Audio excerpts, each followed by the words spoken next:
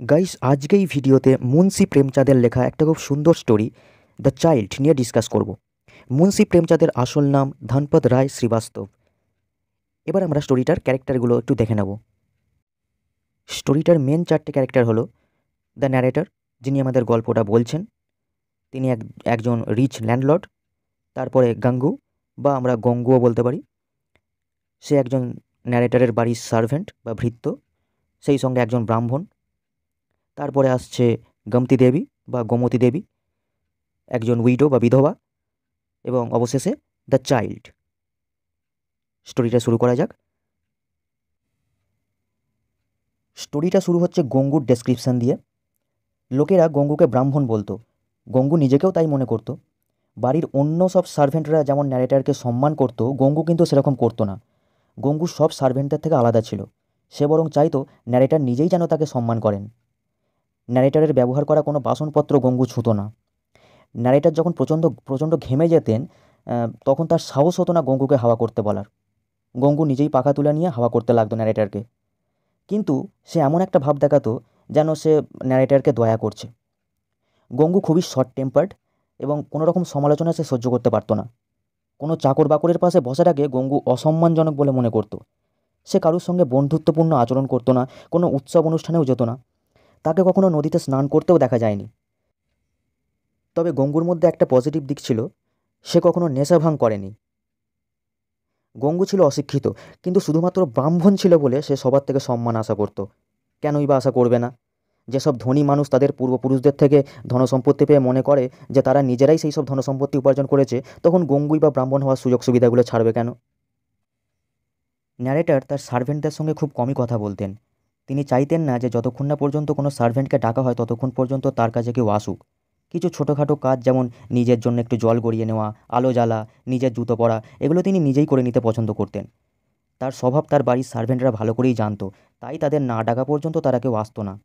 তাই একদিন সকালবেলায় যখন গঙ্গু ন্যারেটারের সামনে এসে দাঁড়ালো, তখন তার ব্যাপারটা মোটেই পছন্দ হলো না। তিনি ভাবলেন এরা হয় অ্যাডভান্স পেমেন্টের জন্য আসে, নয়তো অন্য সার্ভেন্টের বিরুদ্ধে অভিযোগ নিয়ে আসে। এই দুটোর মধ্যে কোনোটাই ন্যারেটার পছন্দ করতেন না। মাসের প্রথমেই তিনি সার্ভেন্টদের স্যালারি দিয়ে দেন। তারা যদি 15 দিনের মধ্যে সেই সব টাকা খরচ করে ফেলে আর তারপর তার কাছে অ্যাডভান্স পেমেন্টের জন্য আসে, তার জন্য তিনি কী করতে পারেন? তিনি অভিযোগ শুনতেও পছন্দ করতেন না, কারণ সেগুলো দুর্বলতা বা হীন মানসিকতা অথবা চালাকির লক্ষণ বলে তিনি মনে করতেন। ন্যারেটর বিরক্ত হয়ে বললেন, কী ব্যাপার? আমি তো তোমাকে ডাকিনি। তিনি দেখে অবাক হয়ে গেলেন যে গঙ্গুর যে মুখ সবসময় অহংকারে ভরা থাকে, সেই মুখ আজ নম্রতায় ভরা। মনে হলো সে কিছু বলতে চায়, কিন্তু কিভাবে বলবে সে বুঝতে পারছে না। ন্যারেটর একটু বিরক্ত হয়ে বললেন, আরে কী হলো, কিছু বলছো না কেন? তুমি জানো এখন আমার মর্নিং ওয়াকের সময়, আমার দেরি হয়ে যাচ্ছে। গঙ্গু একটু হতাশ হয়ে বলল, ঠিক আছে, তাহলে আপনি বেরিয়ে আসুন, আমি পরে আসব। ন্যারেটর ভাবলেন সেটা তো আরও দুশ্চিন্তার ব্যাপার। এখন তিনি তাড়াহুড়োয় আছেন জেনে গঙ্গুর কী বলার আছে তা তাড়াতাড়ি বলে দেবে, কিন্তু অন্য সময় এলে সে ঘন্টার পর ঘন্টা ঘ্যান ঘ্যান করে যাবে। সে ন্যারেটরের লেখাপড়াটাকেই শুধু কাজ বলে মনে করে, কিন্তু চিন্তার সময়, যেটা তার কঠিন সাধনা, সেই সময়টাকে গঙ্গু তার বিশ্রামের সময় বলে মনে করে। সে সময় এসে হয়তো গঙ্গু তাকে ধরবে। ন্যারেটর নির্মমভাবে বললেন, তুমি কি অ্যাডভান্সের জন্য এসেছো? কিন্তু আমি অ্যাডভান্স দিই না। গঙ্গু বলল, না না বাবুজি, আমি তো কোনোদিন অ্যাডভান্স চাইনি। তাহলে কি তুমি অন্য কারোর বিরুদ্ধে কমপ্লেন করতে এসেছো? না না বাবুজি, আমি তো কারোর বিরুদ্ধে কোনোদিন অভিযোগ করিনি।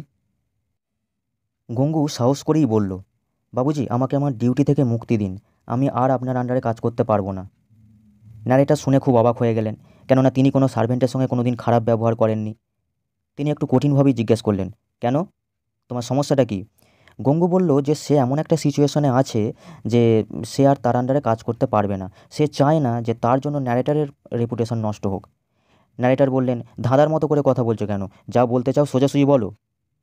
গঙ্গু খুব পোলাইটলি বলল, আজ্ঞে ব্যাপারটা হচ্ছে, গোমতী দেবী আছে না, যাকে বিধবাদের আশ্রম থেকে তাড়িয়ে দেওয়া হয়েছে? ন্যারেটর বললেন, হ্যাঁ, তাকে তাড়িয়ে দেওয়া হয়েছে। তাতে হয়েছেটা কি? তার সঙ্গে তোমার কাজের কী সম্পর্ক? গঙ্গু বলল যে গঙ্গু তাকে বিয়ে করতে চায়। এটা শুনে ন্যারেটর তো অবাক। এরকম একটা গোঁড়া ব্রাহ্মণ, যাকে নবসভ্যতার সামান্য আলোও স্পর্শ করতে পারেনি, সে একটা ওরকম মহিলাকে বিবাহ করবে যার ক্যারেক্টারের কোনো ঠিক নেই? ভদ্র গৃহস্থ মানুষেরা যাকে বাড়িতে ঢুকতে দেয় না, গোমতী এলাকার শান্ত পরিবেশে বেশ একটা আলোড়ন সৃষ্টি করেছে। কয়েক বছর আগে গোমতী বিধবাদের আশ্রমে আসে। আশ্রম থেকে তাকে 3বার বিয়ে দেওয়া হয়, কিন্তু প্রতিবারই সে তার হাজব্যান্ডদের ছেড়ে মোটামুটি 1 মাসের মধ্যে ফিরে আসে। তাই আশ্রম থেকে তাকে বের করে দেওয়া হয়। এখন সে ওই এলাকাতেই একটা ছোট ঘরে থাকে এবং পাড়ার ইয়াং ছেলেদের কাছে ব্যাপারটা বেশ আকর্ষণীয় হয়ে উঠেছে। ন্যারেটর গঙ্গুর ওপর বেশ রেগে গেলেন, কিন্তু তার উপর দয়াও হলো। বোকাটা ওই মহিলাকে ছাড়া অন্য কাউকে বিয়ের জন্য পেল না। যে মহিলা এর আগে 3জন স্বামীকে ছেড়ে চলে এসেছে, সে এর সঙ্গে আর কতদিন থাকবে? এর যদি কিছু টাকা পয়সা থাকতো তাহলে নয় তবু 6 মাস কি 1 বছর থাকতো, কিন্তু এ তো দেখছি একেবারে অন্ধ। ওই মহিলা তো এর সঙ্গে 1 সপ্তাহ থাকবে না। ন্যারেটর তাকে জিজ্ঞাসা করলেন, তুমি কি ওই মহিলার অতীত সম্পর্কে জানো না? গঙ্গু প্রত্যক্ষদর্শীর মতো বলে উঠল, ওসব মিথ্যা বাবুজি, গুজব। লোকেরা বিনা কারণে ওর নামে দুর্নাম ছড়ায়। ন্যারেটর বললেন, কি বলছো তুমি? ওই মহিলা এর আগে 3জন স্বামীকে ছেড়ে চলে আসেনি? গঙ্গু বলল, ওরা নিজেরাই যদি ওকে তাড়িয়ে দেয় তাতে ওর কী করার আছে? ন্যারেটর বললেন, তুমি একদম বোকা। মানুষ হাজার হাজার টাকা খরচ করে বিয়ে করে তার স্ত্রীকে তাড়িয়ে দেওয়ার জন্য? গঙ্গু আবেগপ্রবণ হয়ে উত্তর দিল, বাবুজি, যেখানে ভালোবাসা নেই সেখানে কোনো মহিলা থাকতে পারে না। একজন স্ত্রী তো শুধুমাত্র খাদ্য আর বস্ত্র চায় না, তার ভালোবাসারও প্রয়োজন। ওরা ভেবেছিল একজন বিধবাকে বিবাহ করে তারা দয়া করছে।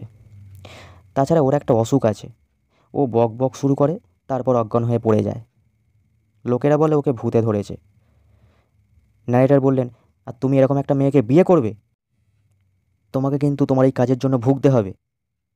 গঙ্গু একজন শহীদের মতো বলে উঠল, বাবুজি, আমার বিশ্বাস ঈশ্বরের আশীর্বাদে আমি ভালোই থাকব। ন্যারেটর কঠিনভাবে জিজ্ঞেস করলেন, তাহলে তুমি তোমার ফাইনাল ডিসিশন নিয়ে নিয়েছো? আজ্ঞে হ্যাঁ বাবুজি। ন্যারেটর বললেন, ঠিক আছে, তোমার রেজিগনেশন আমি অ্যাকসেপ্ট করলাম। তারপর 5 মাস কেটে গেছে। গঙ্গু গোমতীকে বিয়ে করেছে। তারা ওই এলাকাতে একটা কুঁড়ে ঘরে থাকে।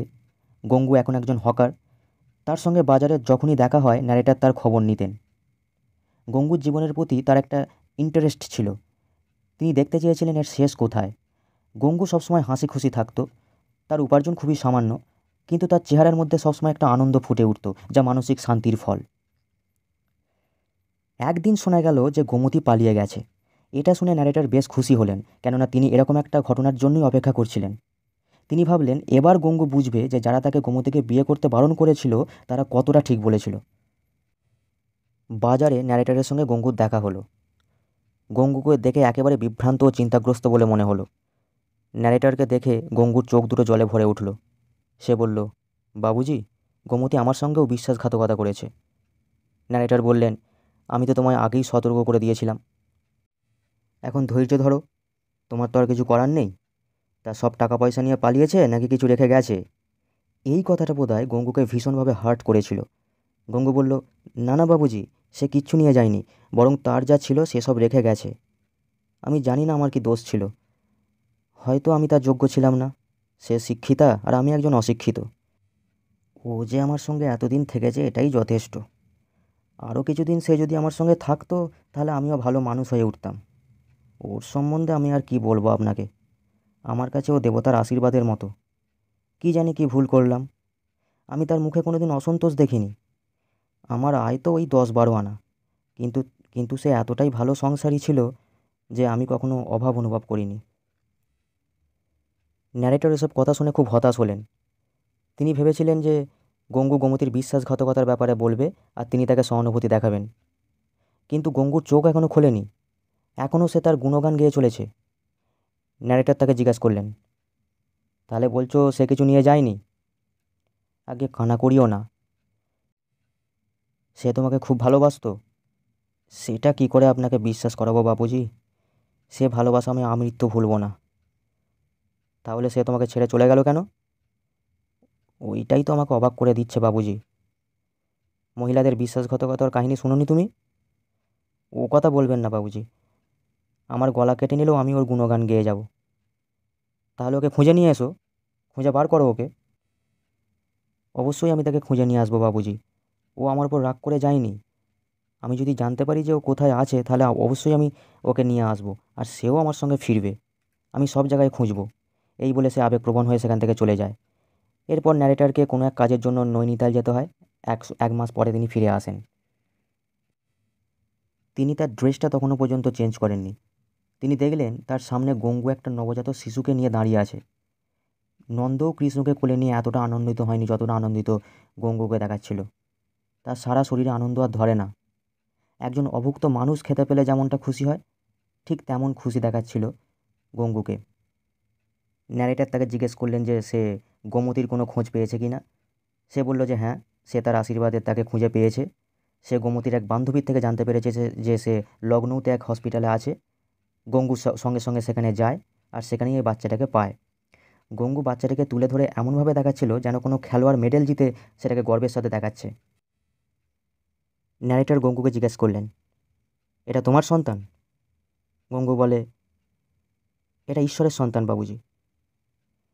বাচ্চাটা কি লখনৌয়ে জন্মেছে? আগে হ্যাঁ বাবুজি। আচ্ছা, তোমাদের বিয়ে কত বছর হয়েছে? এই তো 7 মাস হচ্ছে।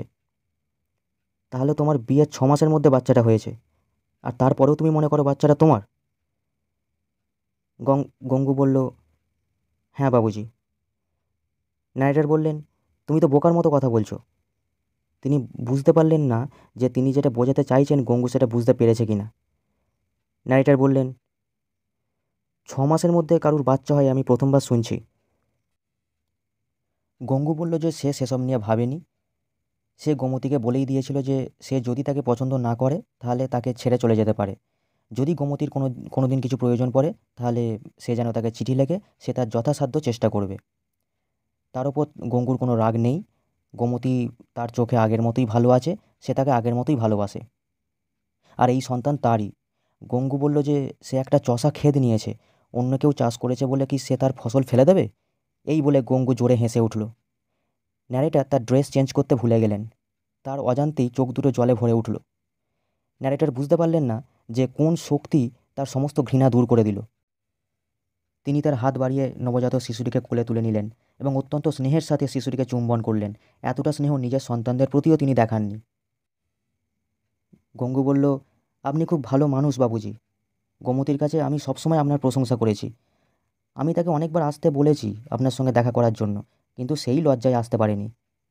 ন্যারেটর বললেন, না না, আমার মতো একজন খারাপ মনের মানুষের সঙ্গে কেন সে এসে দেখা করতে যাবে? আমিই বরং তার সঙ্গে দেখা করতে যাব। তুমি বলছো আমি ভালো মানুষ?